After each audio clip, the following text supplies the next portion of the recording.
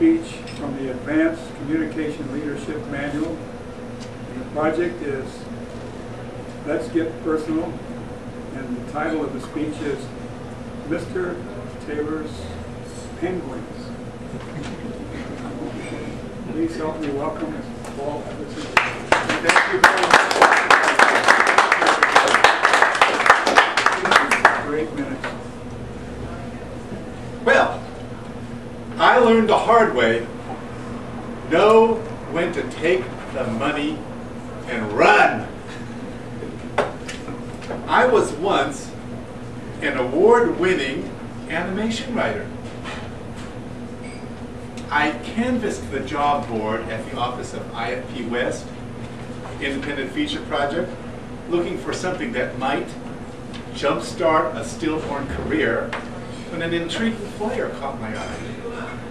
A producer was looking for writers to collaborate on a screenplay for a feature-length animated film he was producing. He assured everybody who was reading the ad that this would lead to something huge. This sounded like a good idea. It sounded like a very good opportunity for me. The only problem was he was in Palm Springs and I was in Los Angeles without a car. Nevertheless, my writing partner Dave and I decided to look into it. So we hopped onto a Greyhound bus and headed towards Palm Springs to meet with Larry Taylor at his preferred location, Carl's Jr.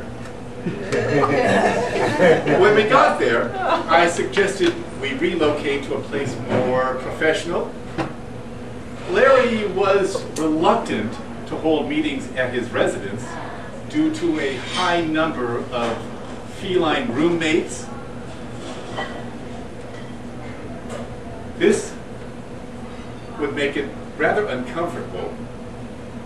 One could only imagine a truckload of renews not being able to solve the situation. We meandered to our preferred location, Denny's. Larry was a seasoned man whom I had reason to believe might somehow be related to Popeye. He claimed that he could sell an igloo to an Eskimo, and then proceeded to tell us about his idea to pitch an animated feature film that he conceived called Penguin Mania, to pitch the idea to toy manufacturers and finance the film by selling the licensing merchandising rights. Well, it sounded like a good idea, on paper that is. Dave and I signed contracts promising us six-figure paycheck upon sale. Penguin Mania was indeed toyific.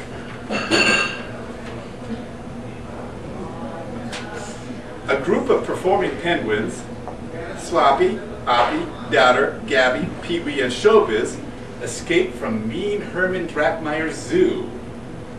With the help of a band of gypsies, they are returned home to their families at the North Pole. North Pole, Larry?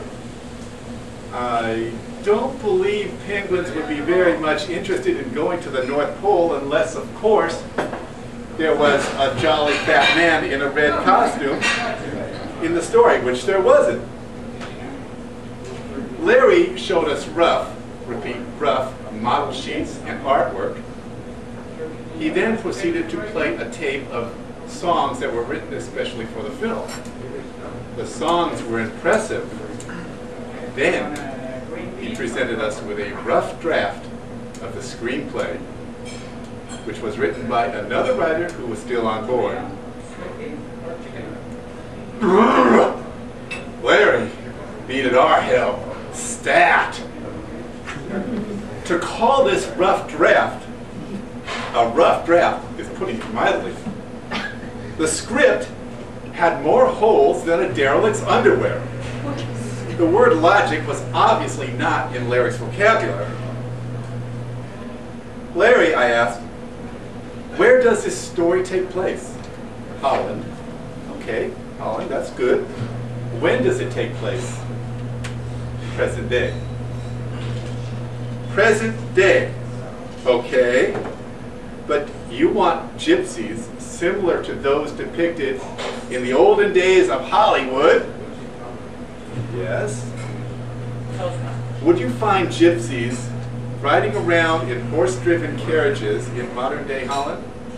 I suggest we make this time and date neutral. That way, we can avoid being politically incorrect and hurting a whole ethnicity of people.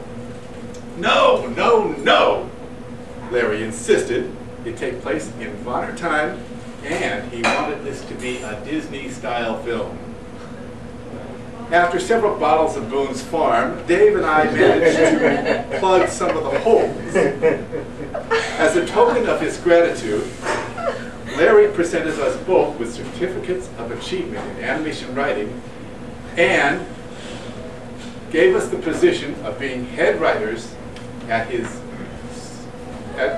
head of the writing department of his soon-to-be animation studio, Larry Taylor Productions. I have to give Larry some credit. He was on the up and up. His idea to pitch to toy companies, however, had a few holes of its own.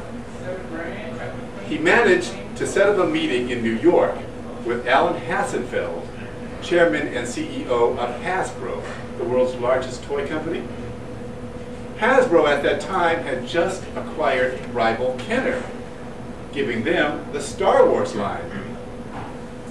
Back on the West Coast, Larry and company met with execs at Bandai. Bandai was about to launch something called, I don't know if you've heard it, Pokemon?